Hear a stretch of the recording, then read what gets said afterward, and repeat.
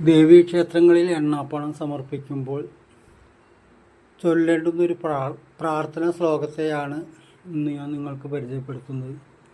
എണ്ണാപ്പണ സമർപ്പണം എന്ന് പറയുമ്പോൾ അറിഞ്ഞും അറിയാതെയും ദേവതകളോടും അല്ലെങ്കിൽ വന്നു ഭവിച്ചിട്ടുള്ള ശാപദോഷ ദുരിതാദികൾ തീരാനും വേണ്ടി തട്ടകത്തമ്മയ്ക്കോ കുടുംബദേവതകൾക്കോ എണ്ണാപ്പണം സമർപ്പണം ചെയ്യാറുണ്ട്.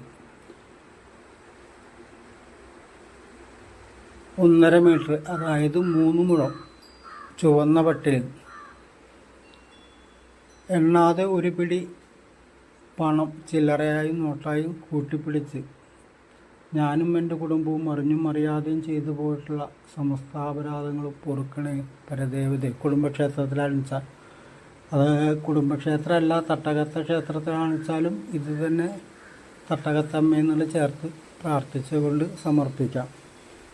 ആ വേളയിൽ ചൊല്ലേണ്ട ഒരു ശ്ലോകത്തെയാണ് ഞാനിന്നിവിടെ പരിചയപ്പെടുത്തുന്നത്.